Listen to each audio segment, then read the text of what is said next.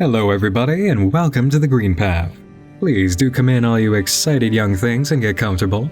If you've chosen the Green Path, it means you withstood my prerequisite questioning checkpoint without even having a firm concept of what you want to do. Your dedication to joining this field is praiseworthy. What do I want to make? That's the question that seems to be just the right headline for this video, right? What do I choose? Well, just like the question, how do I make a web series was a trick of sorts, so is the question of what you want to make. Ideas are funny, strange things, and the process by which you're most likely to come across them is unlike any other. There will be some creators out there who, when asked about their method of obtaining ideas, will give you a mechanical, kind of disappointing response, saying they just make a concept and craft it from the start, kind of like a high school student told to write something to achieve a standard or meet a point. I do not understand people who say this, and in my experience of knowing others in the world of art, neither do most creative people. You see, the ultimate irony of creativity is that you're not actually making your idea. The creative process is very much like gardening. You are the one responsible for sowing the seed in fertile soil, watering it, moving it from starting pot to ground soil when its roots grow long, making sure it has sunlight, and taking care of it from there as it goes from seedling to flower. All of that responsibility is on you. That's your act of making something. But the seed it all came from was nothing that you did. That came fully formed to you. There's no taking credit for the seed. Without your efforts, that seed would still just be a seed. That is true. But still, it's an opportunity that comes to you, and you're not responsible for it being here. The process of coming across ideas for me and many other creative people has always been one that's actually best expressed by David Lynch. I was honestly stunned to hear the way that he talks about it, because he finally put words to something I have felt my entire life. David describes the idea process as an act of fishing and puzzle piece gathering. When you open yourself up to receiving ideas, you are placing bait in the water. At any time, a fish may come along, tug on the line, and be reeled in by the act of you paying attention to a sudden tiny bit of imagination that presents itself. It could be a small fish or a big fish. And if the fish aren't biting in one location, that's okay. You can find another fishing spot. Try that one out. Going somewhere that feels inspiring is like going to a pond or a lake where you suspect the aquatic life hasn't been disturbed yet. You keep on casting your reel and being patient. There is no such thing as making the fish come to you. It's all an act of trying different spots and just seeing if you get a tug on the line. Once you have the fish, it might become something new. A puzzle piece, a starting point to something complete. David turns to a new analogy here, saying there is a man in a room next to you, taking apart the completed version of a project and tossing pieces into your room. One by one, you pick them up and see how they fit, until at last, you've got a picture. It was amazing to hear this for the first time. David Lynch had described exactly what creativity was like for me my entire life. People always ask an artist, where do you get your ideas? The thing is, artists don't get ideas. Ideas get them.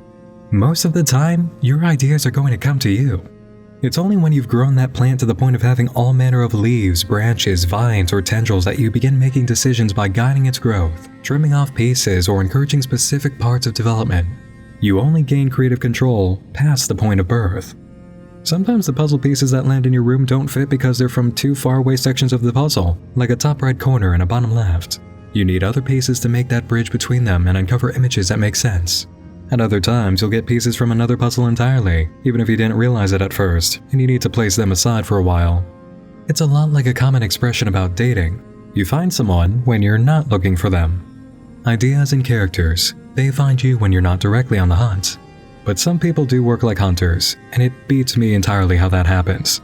I can tell you that anybody whose work I've enjoyed who have shared their creative process get their ideas organically. Factory mindset creators are often the ones who push what I felt are hollow, forced, and unoriginal products. Is it any wonder, though, that creative things a person made with purely mechanical intent don't feel good or creative? So, fishing and puzzle pieces. Alright, cool, that's great and all, you're thinking, but how does it actually help you? How do we go fishing? How do we get the fish? What do we even do when we catch a fish? Motivation and ideas come from all over. Quite often, they come in the form of inspiration. You're watching a TV show or a movie you love, or playing a game that gets your imagination going, hearing a bit of music that suggests something through the lyrics and sound that begins a train of thought. Sometimes it's not fiction and instead something you see in passing, like a bit of odd graffiti on a rundown building, or two people standing far too close in the shadows of an alley. At other times, ideas will approach you like strangers or somebody suddenly entering a room.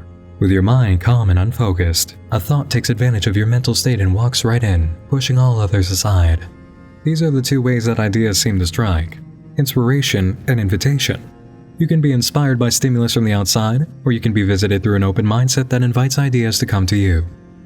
In my experience, laying out bait for the fish you want to catch in the case of either inspiration or invitation is all about being in the right mental state. Your imagination can be powerful enough that ideas interrupt you at any time, but if that's something you experience, then you're certainly not lacking for concepts that you can develop. The mindset that's well-tuned for idea fishing is a very light meditative state, and it's one that you're probably all very familiar with. Shower thoughts. It happens enough that it's become a joke used in mainstream media, and there have even been scientific studies and news articles written about it. Whenever you need a good idea, you jump in the shower. Why does that work? What is it about a shower that acts like a magic bullet for creative problem solving? It's actually not the shower itself, not the water, the space, or the act of getting clean. It's all in the mindset and the type of mental focus you have created by the shower. When you're in the shower, all the action you're doing is purely mechanical. Your focus on the act of lifting bottles, scrubbing, all the usual mental motions are subconscious. It's just routine for you. There's no need to focus and think about what you're doing. You just do it. Meanwhile, your brain is in a state of neutral emotion and stimulus, as the physical sensations of a shower are feelings you're incredibly used to. But most importantly, your brain is relaxed. The shower is a relaxing, positively affirming experience that puts your brain in a state of zero consequence. This is, of course, assuming that you're not actively thinking of something while in the shower.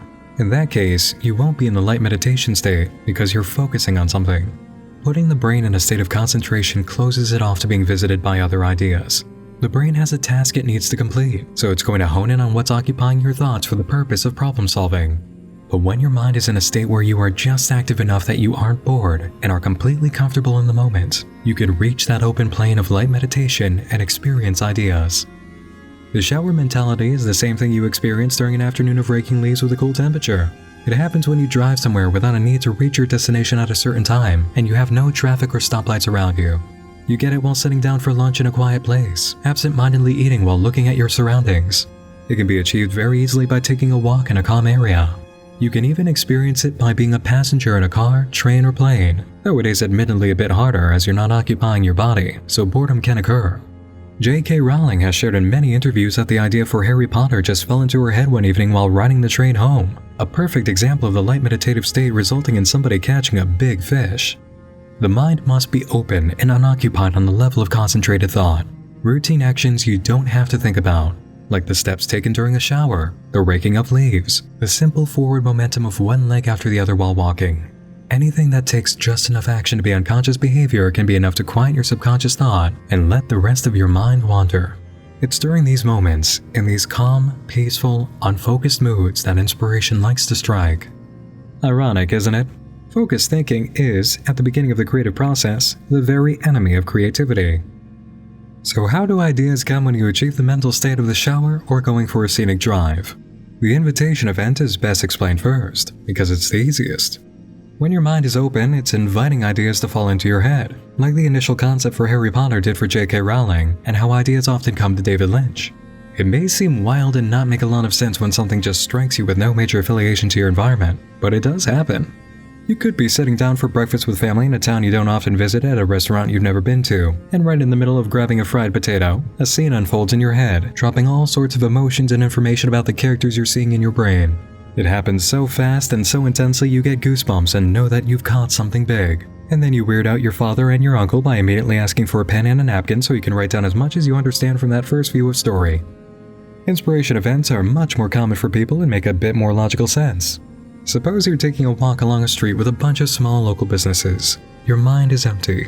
Your destination is nowhere you need to get to in a hurry. You pass by a store with fully tinted glass. You can't see through the door or the windows. The sign above it reads, "Lady in Blue, Tattoos and Piercings." But there is a woman in a black shawl opening the door and trying to slip inside without revealing the store's interior. She's holding what looks like a pet cage. Her wrist is covered with bangles, and her long fingers are decorated in golden rings. You can only see the back of the cage that she carries. There's no telling what kind of animal is inside, if it's actually a pet. The door closes behind her quietly. There is no bell inside the shop to alert the owner of new visitors. You have no idea what it looks like inside, and have no business going in. Still, you're struck by the scene you just witnessed. In that cage, a mysterious woman taking a pet cage into a tattoo parlor with a fully blacked out storefront. How very peculiar. And what if it wasn't a pet cage? What if it was, but she didn't have a pet inside? What was in the cage? You're past the store now, walking on, going by a fast food place. And while you can still plainly see the world in front of you, you're also watching a scene unfolding in your head, writing and filming itself without your help. The woman in the shawl walks through the tattoo parlor, slipping the keys to the door into her pocket. You didn't catch her unlocking the storefront, but now you know why she stood so close to the door before slipping inside. She passes walls decorated with dozens of examples of the resident artist's prior work, an array of fantasy creatures, gothic pieces, and arcane symbols. No one sits in the tattoo chairs, so no tattoo artists are present either. Just the woman with her cage. She walks up to a door painted black with a bold white sign, red lettering all capitals, "Employees only." The woman steps into a room illuminated by black lights and faint purple bulbs. This tattoo parlor has now become a taxidermy storage room. Dead animals are posed on every flat surface, and old dry skulls from wolves, foxes, and even a bull hang on the walls. Candles and bird feathers lay around, and what appear to be dried up flower petals. In the very back of the room, on a table, is a large square object covered with a purple blanket. The woman in the shawl places the pet cage by her feet in front of the table. She pulls the blanket away, revealing a large metal box with a locked hatch on the top.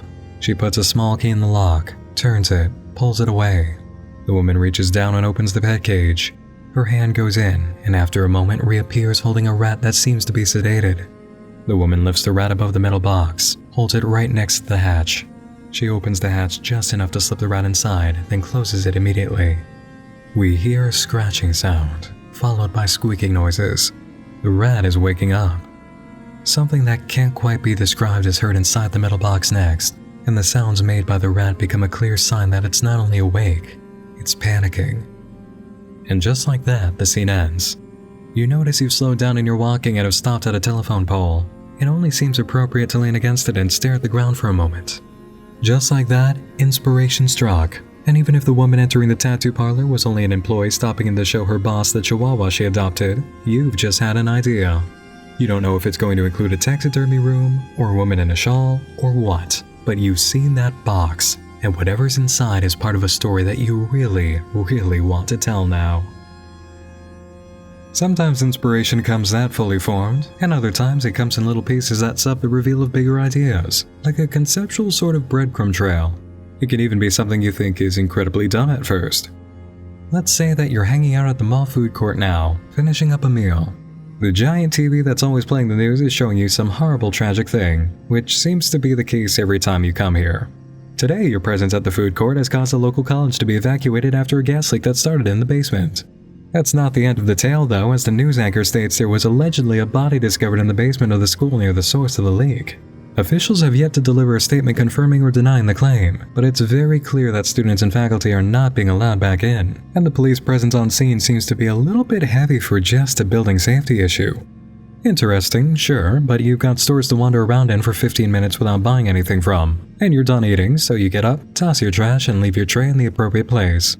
Walking towards the first store you plan on visiting for no genuine reason, you hear the loudspeakers pumping out the usual pop music tracks that were hot 5 years ago or more. Right now they're playing S&M by Rihanna, and you spend long enough walking that you hear every repetition of the chorus. S, S, S, and M, M, M. S&M. S, M. You're still thinking about the news you just saw as you browse t-shirts you think are cool but aren't going to buy. A body in the basement where the gas leak started. It's exciting to think it could have been a murder or something just as nefarious instead of some old janitor choking to death on toxic fumes. As you contemplate the current state of that college basement with the police crawling all over it, you keep hearing that damn chorus in your head. S, S, S, and M, M, M. S, M, S, M. And then it happens. In the movie theater in your mind, in that college basement, a detective leans over the body of a student. A harsh red and purple band is printed around the dead man's throat. It looks like he was strangled with a length of heavy chains. There's also a laceration on his chest, showing just above his shirt collar. The detective pulls the collar down a bit, revealing more of the wound and seeing that it actually is more of a point, almost as if somebody... No. Did they? The detective pulls up the bottom edge of the shirt, revealing the full torso of the body. It's precisely what he suspected. The laceration was intentional, post-mortem, not the result of an attack. The initials SM had been carved into the chest, the stomach, the shoulders. It's all over his body. You walk out of the store having bought nothing as usual, but you have a good bit of goosebumps raised on your arms. A Rihanna-inspired murder scene is kind of goofy, and you know that, but the image you've just seen is striking. It stays with you as you browse the other stores in the mall and returns later as you lay in bed, waiting to fall asleep. Over and over, you replay the detective's inspection of the body and the appearance of those letters carved into the dead student. You're not entirely sure where it's going, if anywhere, but you think you might have an idea. When it comes to the world of idea fishing, you come to find your experience with working on what you catch is your best teacher, and that's not to say you need to actually take what you get and make something of it first. You never eat the entire fish when you catch it. You've got to take off the fins and the head, remove the tail, the entrails, descale the thing until it's just the meat. You've got to be an editor with your idea. Sometimes you get a lot of meat from a nice big fish and pulling off garbage parts is easy. At other times, you catch something small and weird, like some kind of edible eel, and you have no idea what to do with it. Once in a while, you catch a jellyfish. Exciting, but what the hell do you do with this? You can't eat it. At least, you don't know if it's possible to cook a jellyfish. Maybe a more experienced chef can. And yes, from time to time, you will be that cartoon character who thinks they've got a big one and just pulls up a boot. Such is life. Sometimes you get salmon, sometimes you get shoe. But if it's a shoe you caught, that means that somebody lost it, and there's a good chance the story behind that is good. And that's where we turn to next when it comes to collecting ideas. How to take a lemon and turn it into lemonade. Your mind is quite likely to think of all sorts of crazy, random things and present ideas that hit every space on a bullseye, far out and close to center. That doesn't mean that all of your shots are worthless. Some of them are puzzle pieces that don't belong to the puzzle you're currently working on, and you'll find out why they came from another box later. Some are here to inspire other ideas and get you close to the middle of your target. Believe it or not, a common practice in fishing is to take anything you catch that's too small or been mangled by the hook and use it as bait. Really, big fish will eat the smaller ones. Ideas you can't quite easily work with can be used in the same way. Let's go back to our mall food court inspiration. After thinking about the mental images you received of the detective and the body covered in the initials S&M on and off for a week, you have decided you're definitely ready to do something with this. The idea feels right. You can't stop thinking about it, but something in the execution feels really wrong. Your scene feels like it's raw material. You've got to extract the good in it and find out how to form it into an edible product. After plenty of moments driving around, going for walks, and standing in line waiting for food, you've let your feelings crawl around the whole idea and they've come back with a full report. The initials on the body are working. The concept of them being involved with a crime or extreme danger is working, and even the investigation aspect is working. But the location, the police, and the public notice angle just don't fit.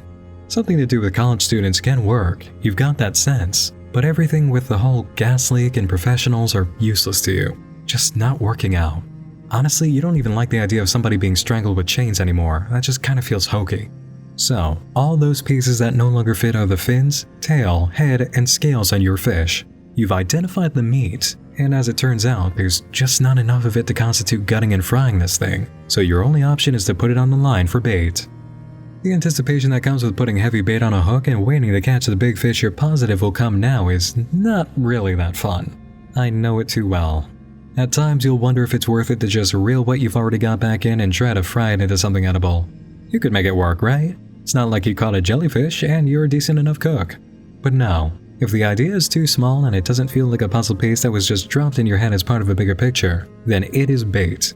Be patient, drop your expectations, and wait for a real tug on the line. It's been a few days since you pared down your idea from the mall and you're getting antsy. And when you're not feeling antsy, you're feeling frustrated and disappointed. Something's got to give. There's got to be a way this idea works out. But there's nothing for you to do but go through the motions of life for now, and that includes stopping at the local pharmacy chain to get a birthday card for your sister. You walk up to the card display, mentally focused on your objective. Sister, birthday card, be funny yet sincere, just her style. And as soon as you look at the array of cards, your train of thought crashes. There are just a lot of cards, and a lot of signs for what your needs are. You stand back and browse the aisle, brain pushed into that familiar state of doing something rather menial. Calm, not really stressed, but still technically stimulated. You have accidentally slipped into the shower mentality and are getting a lot of interesting mental input from the array in front of you. Out of curiosity, you open a few cards, absent-mindedly thinking you really should be looking for a sister birthday, but some of these are grabbing your attention. You look through a few of the cards, finding amusing punchlines, sweet things being said, pop-outs on small metal springs, and sometimes cool art. You find a card that says Dad Birthday that's been printed to look like a child made it with his father's office supplies. The message inside is funny and endearing, and below it there's a PS message. The way PS has been written with that leaky pen, it looks less like a child's writing and more like an 80s horror movie font. You stand transfixed, unnerved and yet fully captivated by this contradiction. A child's innocent work and yet the appearance of bloody, hastily scrawled initials. Initials. PS. SM. PS SM. Your idea. Your mind takes the card and reworks the postscript mark into the initials from the dead man's body. It now reads SM, and the former postscript message that came after it fades away. You look at the badly scratched in lettering of the child's main message above it and realize that yes, it does look just like horror movie font too, with the right amount of light design edits. A scene unfolds in your mind. There's a college-age girl, 5'6", curly brunette hair down to her shoulders, green tank top, cargo shorts, a pair of cheap plastic flip-flops.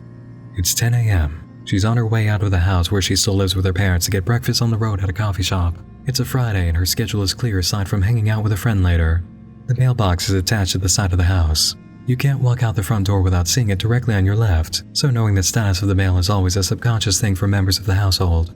She remembers when she got in last night that the signal flag showing there was outgoing mail was standing up, which makes sense because her father had been doing some paperwork yesterday afternoon, so he must have put something in the box to be sent. But the flag is now down at 10 in the morning, and the mailman never shows up before 2 p.m. The girl thinks the flag must have fallen down and her father's envelopes that need sending are still inside. She opens the mailbox to confirm her suspicion and sees that, yes, her dad's outgoing mail is still in there, but there's a dark blue envelope standing tall inside. No stamps. Did somebody deliver this personally and lower the flag to say they had mail? She reaches inside, pulls out the envelope, finds her name has been printed by hand on the front with a bleeding ink pen. In an instant, her morning has become anything but normal. What on earth could this be? She looks through the open screen of the front door, seeing no sign of any other family members in view. The girl turns the envelope over, opens it, and pulls out a scarlet red card. There's nothing on the front or back, but it's folded in two, like any sort of greeting card. Maybe there's a message inside? The girl opens the card and sees, in the same bleeding ink handwriting, Happy Birthday. It's been signed with the initials, SM. Her birthday was 4 months ago. She doesn't know anyone whose name can be initialized as SM. She doesn't know what this card means. But standing in the aisle of the pharmacy, holding a card you're not here to buy, you do. You see those initials before, carved into the body of a male college student, and now they've appeared somewhere else. Somewhere that's a lot easier for somebody like you to put on camera and spin a story out of. Congratulations, your small catch bait paid off, and you've just scored a bigger fish. Now that we've gone over invitation and inspiration styles of idea fishing, let's look at another method ideas may come to you. The fishing concept is great for catching creativity in passing, but maybe you're the type of person who has much better luck working off of a prompt or a springboard. This technique usually takes form by way of media consumption. Like a child with a box of toys, here's a prefabricated idea at hand that's offering all sorts of mental stimulation. You're on a field of creative crafting with tools that have been provided for you. Let's say someone dumped a Star Wars, Harry Potter, and city set of Legos in one big plastic container. A child who's only the faintest idea of what the sets are based on will probably refer to some of the minifigures by name, and some of the objects will be used in their correct context relating to the source material. But on the whole, they'll be inspired by what's been laid out in front of them and think of their own story, world build, and reasoning for everything they put together. Perhaps a LEGO City Police Cruiser now has armor plating and lasers from the Star Wars set because it's the only defense against the magic in Harry Potter. The people of the city may be using space technology in a battle against the wizards, who are attempting to seize control and establish a magic-based society. Now let's say a child was only given one of the sets to play with, and again they have no genuine knowledge of the source material. They'll easily come up with their own plots and ideas based on the information they're provided from the one set, and even if it does bear similarities to the source at the end, there's a really good chance the child's story will be a pretty far departure. Children playing with toys based on brands have a luxury that we don't when it comes to seeking inspiration from media: ignorance. They build their own ideas based on a foundation of clues with no major mental input, while we see full, rigid constructions of stories, world builds, characters, and concepts in everything we watch. And while the fiction we take in can inspire us enough to come up with original ideas, people often take that inspiration along the road of the aforementioned yellow path, where the concept they've thought of is, admittedly, very similar to the inspiration source. Too much mental input associated with whatever specific thing was inspiring in a story that a yellow path person loves has been adopted. Instead of taking just the basketball with them, which is the focus of their inspiration, they end up taking the whole team. A person who does not understand inspiration over imitation presents a fish they caught with all the fins and scales still on it instead of paring it down to the meat. It's like being inspired by the high-octane car chase action of Mad Max Fury Road, but having a mindset that it's only attainable with a post-apocalyptic setting. It's the one inspiring piece of the product that you need to take with you when you get inspired by media that you enjoy, not the whole thing. You just end up adopting the whole thing if you don't know any better because it's directly associated with the inspiration you have. Instead of a pizza topping, you take the whole pizza. Instead of a character trait, you copy the whole character. I've got an entire breakdown on this in my first Yellow Path video that includes troubleshooting the issue. But if taking in media for inspiration as adults can be so risky and push us to make accidental copycat acts instead of being original, why would we even risk it? Because people who learn how to beat that fanfiction by mistake problem grow as creators and produce more original ideas. In my Yellow Path video, I discuss how it's not the whole thing creators need to copy when it comes to what inspired them. It's just one specific thing, or a few specific things that they're in love with. A character trait, an emotion, the way that something was performed. They want to replicate the results, and they can. They just don't have to replicate the means, but they don't realize that. Inspiration that comes from things you enjoy works in the same exact way. The feelings you get from certain things that were done, the way characters act, events that occur. You're getting high on the feeling, not the means. You only associate the feeling with the means if you can't relate it to something else that's giving you the same feeling. If you can't produce a simile or metaphor that relates what gave you an emotion to something else, then if you ever try to produce that emotion in your own work, guess what the method of execution is going to be like? The inspiration source you had. Monkey see, monkey do. Isolating the feelings produced by media that inspires you is the key. You need to separate the emotion you're feeling from its source, hold that emotion in your head, and then find a way to create it on your own without doing the same thing that your inspiration did to make you feel it. The best metaphor I have to describe this challenge goes like this. You were at a family party where plenty of your family members have brought their own desserts. All of it is pretty good in its own way, but there is this one cake your aunt made that is amazing. You absolutely love it and you don't know how she did it. You ask her, but she gives you a knowing smile and says, "That's a secret." However, if you can figure out how to make something that tastes just like it on your own, she'll give you the recipe. It doesn't even have to be a cake. In fact, she'll be a lot more impressed if you somehow make a pie that tastes the same as the cake she made. And just like that, the challenge is on. You are determined to bring a dessert to the next family party that captures the flavor of your aunt's cake, even if you don't know how she did it. Your task is laid out ahead of you. Try to develop the same taste without knowing any of the ingredients or special techniques used. Difficult? Yes. Impossible? Not at all. The only place where this metaphor breaks down is in the difference between a recipe and story-driven media. You can always watch how something played out on screen and try to mimic it for the same results. But with a cake, seeing the act of it being made is not part of the final product. You do not see what was done every time you take a bite, whereas with video, you could just play the part that got to you over and over and over again and rip it apart. That's why what you're trying to do is so challenging. You have to match the taste you love with your very own recipe, and where a baker would have no trouble ignoring the process their inspiration used, you need to ignore what your inspiration did on screen. Asking yourself why the actions they took worked and figuring out how they affected you is perfectly acceptable and the best way to dissect something, but doing precisely what your inspiration did hoping to get the same result is not. Achieve the flavor without directly copying the method. It's a mighty task, but it's what you have to do. We're not quite at that step though. You will be once you get inspired by something you watch, but for now, all you're doing is identifying the emotional impact that inspires you and doing your best to isolate it from the source. Remember the flavor, ignore the cake. It's like the person who watches Marble Hornets absolutely loves it and then says, "Wow, that was awesome. Nothing makes me feel like this while watching it. I want to make my own Marble Hornets." No. What you want to make is something that gives people the same feelings that Marble Hornets just gave to you. And in order to achieve that without ripping off Marble Hornets, you need to understand what emotions it created in you, why you feel that way, and how the series created that emotional impact. Then you can take the inspiration you feel, make the same flavor without using their cake recipe, and run as far and wild as you want without worrying about being a copycat act. So, let's say you've tried the fishing method, the media inspiration method, and you've sat around long enough to experience the event of a puzzle piece falling in your brain at random, but it just hasn't happened yet. What do you do? I have two methods that can be of service to you, both of which are pretty fun and could be called more direct creative exercises. The first of these is called twisting. Twisting is exactly as it sounds. You take something and you twist it. If you have a dark sense of humor, you're already pretty good at this. Twisting requires you letting your brain get a little bit weird. Random thoughts and odd visualizations need to be allowed to just happen. Do not swat them away or put yourself down for having them. A lot of good horror and abstract art concepts actually come from these flashes of absurdity. While watching movies you haven't seen before, anticipate radical, disturbing, or even stupid things that can happen. Imagine a serious talk between family members over a dimly lit dining room table interrupted by somebody suddenly puking purple acid. In the middle of a movie's plot, as the super competent action hero character walks across the street while stalking the enemy, imagine them getting hit by a bus.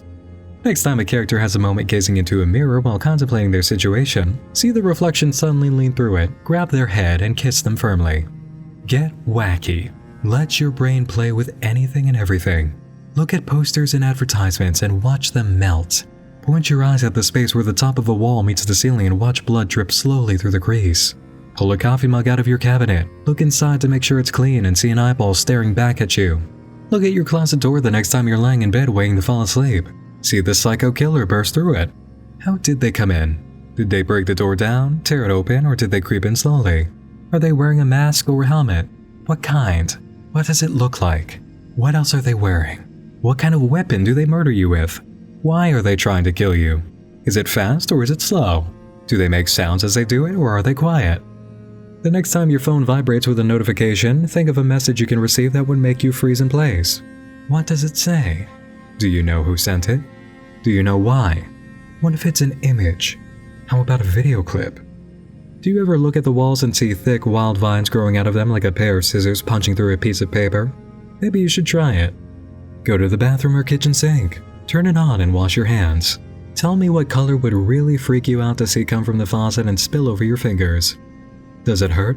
Does it feel weird? Does it stain your flesh? Open the cabinet doors beneath the sink. Look inside. Tell me if you can see what's making the water such an odd color. Tell me a joke with a horrible or depressing ending. Change the outcomes to news stories you hear on the radio or see on TV, or add details that make them much more horrific or absurd. Put words in the mouth of an advertiser and make up new facts about products they're selling that would be harmful. Scare yourself the next time you're at a social function by considering what someone could do or what could happen that would draw everybody's attention and terrify the entire room. Think of something morbid to say to a friend that would make them ask if you're feeling okay. Think of something morbid, upsetting, or mysterious that somebody could say to you. Watch a TV show and feel the blood drain from your face when a character stops the action to look directly at you and ask if you're doing okay. The next time you open a door, see a different room on the other side. What does it look like? Does it have a story? Who's been in this room recently? How did it get here? Twist your reality. Turn things weird on purpose inside your head. Let your mind cause a bit of chaos and relish in the insanity. Savor the emotions it produces in you. As long as the whirlwind stays inside your head, you're just conducting a creative exercise, seeing if your next big idea is hiding under the facade of normal everyday life. Twist it out of its hole and catch it with your claws extended. Keep it in your head, but get weird. Experience it. Enjoy it. Let it breathe. See what creative hallucinations get a real emotional response out of you, then start asking questions about them. If a scene unfolds in your head, let it play. If a certain kind of image just keeps coming back to you again and again and again and you can't explain where it came from, let it keep visiting. Ask questions. See where it leads you. So much of what we love about fiction comes from its sense of unreality. We love to see things made weird or broken, especially in the field of dark media. You can catch your inspiration at any time just by putting in a bit of mental effort to bend reality, and nobody will know that you're doing it. My final method for finding ideas is one I experience myself falling into a lot more often since opening the night vision aspect of my channel: format innovation. We have an extremely unique opportunity by using the internet as our platform that mainstream media just doesn't have. Anything that we want to include through a website can be part of our story, and we have tools of creativity that others just can't get away with using. Programs, files, document types, sharing methods, recording methods, even really crazy things like spectrograms. A movie can't deliver information by having a viewer turn an audio sample into an image as part of the actual story. We can get away with that, however, and we can do even more wild, innovative things with the resources online. Gaining ideas through format innovation is as simple as thinking of what would be a really crazy or shocking use of internet resources and technology. If you can build it and put it online, you can do it. The potential is nearly limitless. This is like applying the twisting technique to a very specific realm. Thinking of ways that common internet practices could be used to convey story or character is your goal. Look at things like Facebook, Tumblr, Twitter, and just let your brain play with ideas of what could be really twisted or crazy to see done with those sites. How about Dropbox being used as a storytelling device? What if you had a friend on Facebook using that silly new Sarah app and they kept getting messages from a really odd personality? Even sites like SoundCloud and Bandcamp work. You could tell me a story on Bandcamp. I know you could. Or what about... Oh, actually, you know what? That's a really cool idea. I'm going to keep that one to myself. Sorry. But see? I didn't even plan that in my scripting for this video. I honestly did just catch an idea thinking about sites you can use to tell a story in ways that you haven't thought of. That just goes to show how much this can actually work for you. What about email? What about videos on YouTube documenting an exchange of truly bizarre and increasingly disturbing emails? Can you do something like that with 2 other forms of media? You know, making a story element in one and then taking a screenshot you share on a different source? All you need to do is strike a concept that thrills you. Keep asking what would be shocking, exciting, or enticing to see or experience online. See what gives you goosebumps. Experience a bunch of ideas and then find which of them come back to haunt you for more attention. If it doesn't leave you alone, then it's worth investigating. Just don't go forcing anything. Don't force any ideas or creativity with any of the methods that we've gone over, because then the idea won't be genuine. Just ask questions. Say what if. Look around, be curious. Invite new ideas and then let them come to you. Don't expect anything to come in through the door, but look up and watch if anything does. How will you know when you're ready to proceed? When you've got enough of an idea that you're really attached to that's built up enough that you could provide a short summary of it, I think you'll be good to go forward.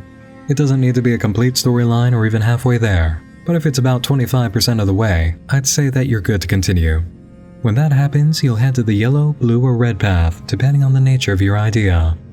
If it's quite similar to something we've seen already when it comes to web series, ARGs, or online storytelling, like a Slender Man series or something based on a haunted video game, head to the yellow path. If you've got something you feel is very much original or hasn't been done in the fields I cover, and it's based more on characters, story, and emotional and mental impact than big ideas or viewer interaction, go to the blue path. If your concept is quite original and it's a lot more alternate reality game than web series, very much a sort of cerebral, abstract experience, head to the red path. You have just completed your green path orientation. I hope your inspiration is plentiful and the ideas you receive excite you enough to start your first big project soon. Don't worry if it takes you a while. You can't force genuine creativity. Just keep opening your mind and inviting stories, characters, and concepts to come to you. Soon enough, you'll find your way. When that happens, return here and proceed to the appropriate color path for your idea.